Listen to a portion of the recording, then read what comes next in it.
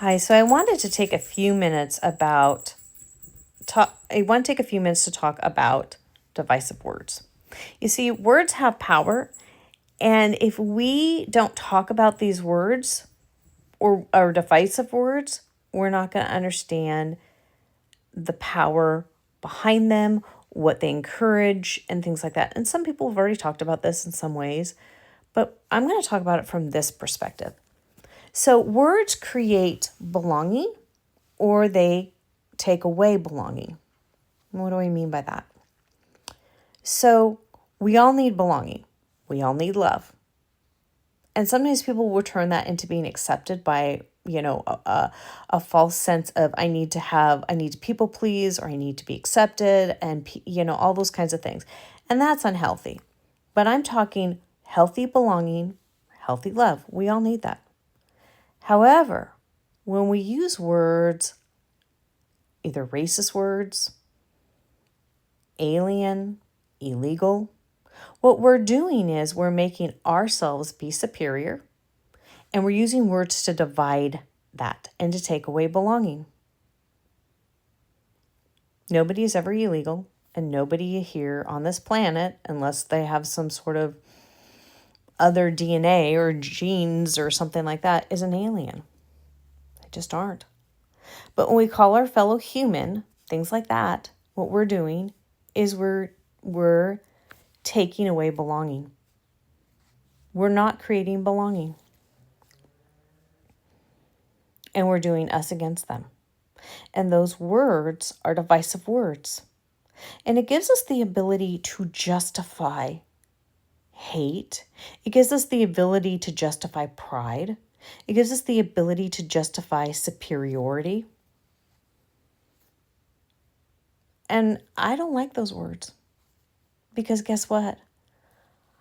I do this, I'm equal to other people.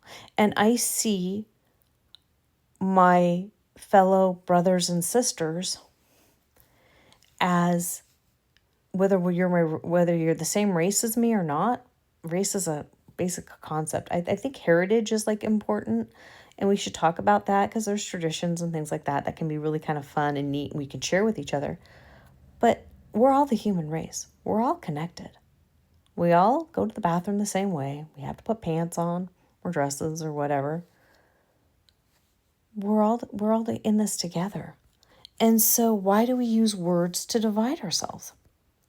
And words have power. And when you keep speaking those words and speaking those words and speaking those words, it either creates severe wounds or it creates chaos or it creates things coming to pass that don't need to come to pass. We need to talk about these words. We need to talk about the power behind these words and the hurtfulness and the hatefulness behind these words. We do. You see, if we don't have crucial conversations around these words and the pain they cause, we're never going to get to the point of healing and restoration. If we don't acknowledge people in that, we're never going to be able to come to restoration. Someone was talking again yesterday. I heard the word black fatigue. And you know what? I'm okay with hearing what people go through if they want to tell me, as long as we create a safe place for both of us. I'm not going to be spit at, accused of things, but I will listen and I will have empathy because I know what most people are telling me is true. If they're telling me that they've experienced racism, and I'm as a Latina person standing, or Latinx person or Latino person standing in front of me, I'm going to believe them. Black person standing in front of me, I'm going to believe them. And I'm going to listen. I'm not going to justify myself. I'm going to say, I am really sorry you've gone through that. That is so painful. Because I know what it feels like as a person with an invisible disability to be called a liar and to be picked on. And I know what that feels on regarding belonging and the pain that comes with not feeling that belonging or being excluded or being treated that way. I don't want anyone to feel that way. This is another thing I want to say in this. Someone one time asked me if I could coach their partner, because I was kind of coaching them. And they said, how would you do that? Because I've told you some things. Could you be a neutral party?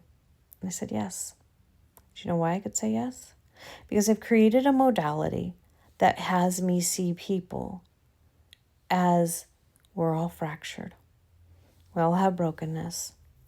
I don't see people as, oh, you're narcissistic. Oh, you're a sociopath. Oh, you have histrionic personality disorder. What I see people as is we all have fracturings in our narratives, and we've all made vows. And in that, we all need healing. And so let's go into those places and provide restoration and provide healing. Let's have these conversations. I don't judge people because I look at how people process information. And if I do have biases and I do have judgments, then please help me see them and help me work through them.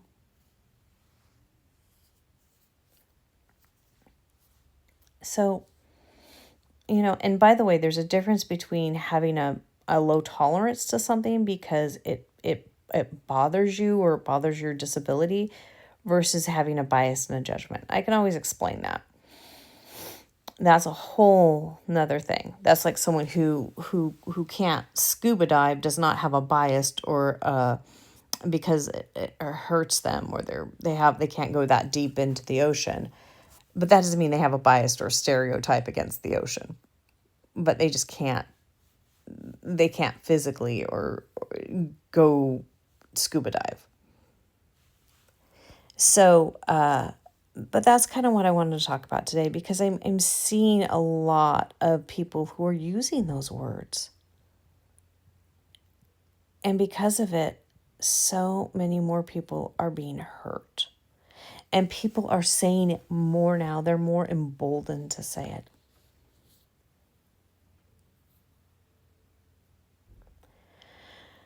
So on that note, these are just some things I want to talk about because I think it's important that when we talk about these words, it ends up impacting how we end up being followership or leaders. It ends up working around belonging and dark personalities. And this is why I'm talking about this. So on that note, I'll see you next time. Bye for now.